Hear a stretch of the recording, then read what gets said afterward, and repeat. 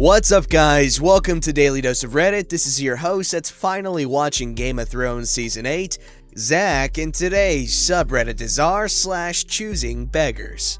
Alright, this story's called Just Another Toxic Relationship Story. This story is from a little under a year ago now. I sort of understand the stress that led to the situation, and I don't bear the choosing beggar much ill will. But it and a good few other similar incidents informed my decision to end the relationship about 6 months ago. So this story, I suppose obviously, regards my ex. Back when we started dating, she was studying for her undergraduate degree at university. She was very bright and very interested in her degree, but she wasn't a great writer and really struggled when it came to managing her time and resources for written assignments. I found this out when, one day, a few months into our relationship, we were both visiting her parents for a few days away from the big city. I was chilling out in a different room and letting her get some work done. I knew she had a big assignment due at midday the next day, so I was making sure not to distract her, giving her space to work so she could get it all done and in on time. She comes bursting into the room, in tears, panicked, and scared because she just cannot get it all finished. She's already significantly over the word limit and has not even come close to finishing her argument yet. Now, I was kinda used to these kinda situations. I was a couple years older and had finished a law degree already. So, last minute buckled down essay editing was pretty standard stuff for me. I gave her a hug, wiped her tears, made her a cup of tea, and told her that we were going to sort this out. Over the next 8 hours or so, we worked as a unit. She wrote new content and built her arguments whilst I scoured the rest of her essay, cutting down unnecessary words whilst making sure that the meaning remained intact, incorporating her new content as I went. It took us all night, but we pulled that essay into shape and got it in on time, fully completed and exactly one word under the maximum word count. She got a first, which is the highest grade you can get in the British university system. This was actually a high point for our relationship. At the time, she was very grateful, very happy, and I felt very appreciated. We had made a great team. As time went on, however, I came to find that she was behind on essays more and more frequently. I would find myself rushing across the city at a moment's notice to fix up another paper, which was going to be in late again and again. It started to get a little tiring, as it was obvious that I was being used as a crutch to compensate for her poor time management skills, and began to feel that I was being taken for granted. I think she even realized this because when it came to her final dissertation, she told me that she did not want any help. She was going to do it all on her own. I was kind of proud of her for this. She seemed to be really buckling down, getting stuck into it, and was doing the bulk of the work with plenty of time left. It all seemed to be going well. In the final weeks of her project, I checked in a few times to see if she needed anything, but she was adamant that everything was fine without my input. That is, until one morning I got an urgent text from her demanding I come over immediately. Sorry for the excessively long backstory, but here is where the actual Choosing Beggars story begins. She tells me that she needs me over to help with her dissertation, as it has to be in by 2 p.m., and she is nowhere near finished with it yet. This panics me because I know I can fix up an essay in a few hours and make it acceptable, but working over a complete dissertation would be a genuine nightmare on such a time crunch. I write back that I thought she still had a few days to get it done, and asked if she'd had the date wrong. She responds that no, it is not due for a couple of days, and I start to relax. I tell her that I can be over in the afternoon to help out for the rest of the day, and probably all of tomorrow as well, but that I have to get some work done myself and that I'll need to go to the gym on my way to hers. That may sound kind of petty, but I had been using frequent exercise at the gym as a means of managing a pretty bad depression spiral for a while. It was the only thing to have worked so far, so my gym sessions had become very important to me. Even if I wasn't getting overly muscular from them, she knew why this was so important to me at the time. She did not like this though. She goes from 0 to 100 very quickly and starts chewing me out for not putting her first and doing my silly little gym thing another day. She tells me that she decided that she wanted this submitted by 2 p.m. today a while ago and that we have to stick to that timeline. I, for a moment, put aside the fact that I had asked her literally the night before if she would need any help, and got an emphatic no, and simply respond that I need to get this workout done to stay on my program, and that it is very important to me, but that I would happily come over after and work late into the night on her project, which would still leave us finished about 36 hours before the deadline. This just angers her further. She says that she doesn't want me to do that thing you do, where I try to negotiate a fair middle ground instead of raising my voice or getting into an argument. She says that this is too important for her to have a compromise on it. This goes on for a while, but through all of the anger and demanding, I can see that she seems genuinely scared, like she was that first night at her parents' place. Just a terrified student feeling in over her head in need of a little help. So I swallow my pride, put my needs aside, and tell her I'll be there in an hour. We live in a big city. That's the time it would take for me to get there if I left immediately. The whole ride there, I feel a weird mix of anger, sadness, and confusion. But when I got to the door, she opens it kind of timidly and gives me this kind of sheepish smile. All the anger evaporates as this just confirms to me that she was only scared and lashing out. Not ideal, but understandable.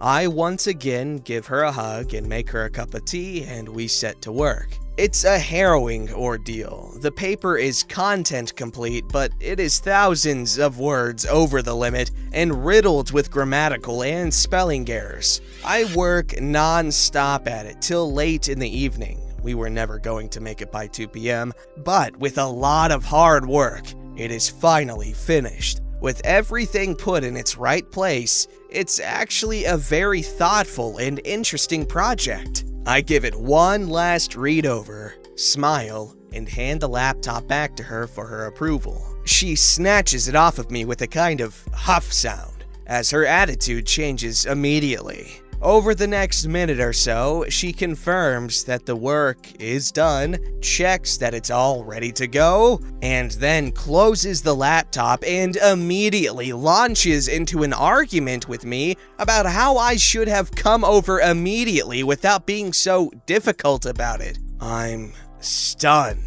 It slowly begins to dawn on me that she wasn't scared or sheepish or anything of the sort when I arrived at her door. She was playing nice so I would do her work for her, and the second she had gotten what she wanted, she moved on to admonishing me for not being immediately available to her for an arbitrary deadline she had set for herself. I tried to reason with her briefly, but she was having none of it and just wanted to yell. Eventually, she made what I think was a bluffing suggestion that I should just go home, and I accepted the offer and left. It was late, and I was now crossing a dangerous city in complete darkness, sad and confused. I never did make it to the gym that day. Over the next few days, she didn't speak to me much. She was still angry at my initial resistance. Eventually, we got past this, and we dated for another 6 months at least. This incident really opened my eyes to the kind of person she was, though. And over those last few months, I noticed more and more how unequal the dynamic between us had become. It all came to a head last November with yet another incident, kinda like this. If this post is well received, maybe I'll write about the actual breakup as well. Well, that ended up being significantly longer than I'd planned. I hope you guys like a bulky story. Stay safe out there and be kind to your essential workers. Okay, so I had a good think about it, and the breakup story is shorter and doesn't really have the same choosing beggar elements to it. So making a new post about it would probably break some kind of rules here, so I'm making an addendum to this already monstrously long post for it. Apologies to anyone just arriving here.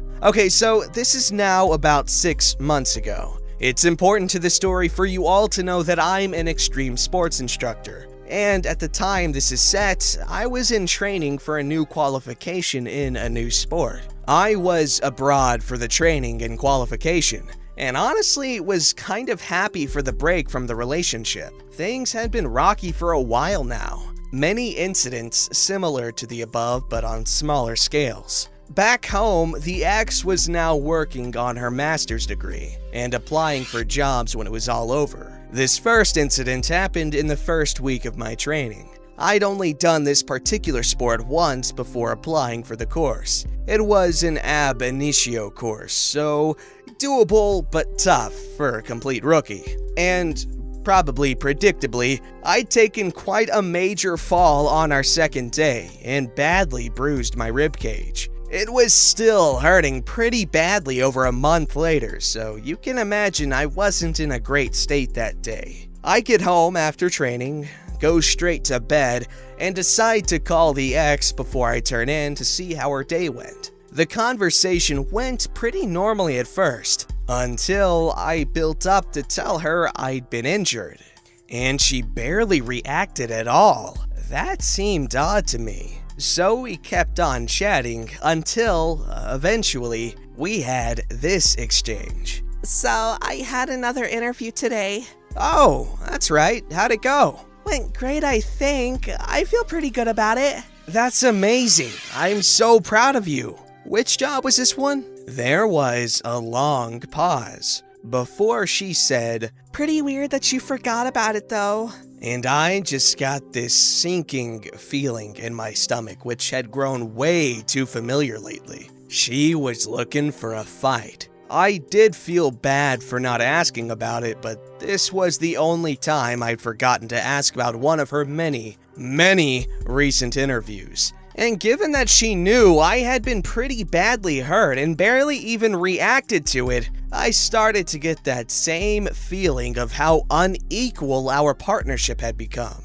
So I won't bother you with the bickering that followed this, but once again, she was mad at me for a good long while. The actual breakup itself was a lot less dramatic. A little while later, I got home from training, sides still aching whenever I moved, and got straight into bed.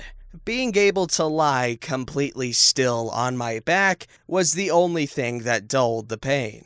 A long week of training caught up with me, and I just fell straight to sleep at about 5 or 6 p.m. I wake up the next morning at about 8 a.m., having slept all the way through, to literally dozens of texts and missed calls. She was furious that I had not called or texted her the previous evening. I call her to explain that I had just passed out from a mixture of exhaustion and pain, and she was having none of it. She tells me that she had assumed that I was out cheating on her. Some of you reading this may see how she got there, but I couldn't. She knows that I have never cheated on anyone, but have been cheated on myself, and I have very strong feelings about the subject. She knows full well that I would not have been cheating on her, and was only saying that because she knew how much it would hurt me. So that kind of settled it. We rang off, eventually, and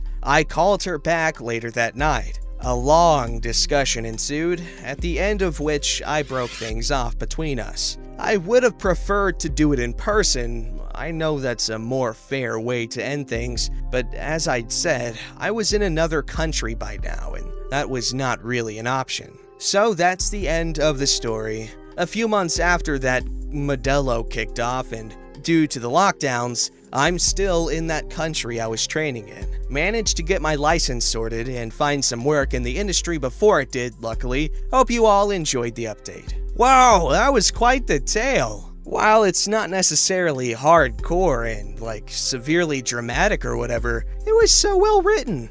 Usually with super long posts like this, I get a bit of fatigue reading it, but I was hooked the whole way through. I was wondering what was gonna happen. How is it gonna end up?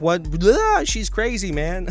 But good thing he eventually got out of that relationship, because it's hard to realize you're in a toxic relationship while you're in one, because usually it takes a while for the toxicity to show itself, so it becomes your status quo, you know what I mean? This story's called I Need to Rant. I work at an urgent care that tests for Brovid. We are the only ones in our area that does, and most of the other clinics are still closed because they are afraid of people showing up not knowing they have Brovid. The doctor I work for is a really awesome guy, so I'm not shocked he volunteered to do testing for our area. The back of the clinic is for Brovid testing and treating, while the front is for urgent care and primary care. There's a lot of new protocols. Majority of info needs to be taken over the phone, so the phones are always ringing. One person at a time in the lobby. Everything the patient touches needs to be disinfected.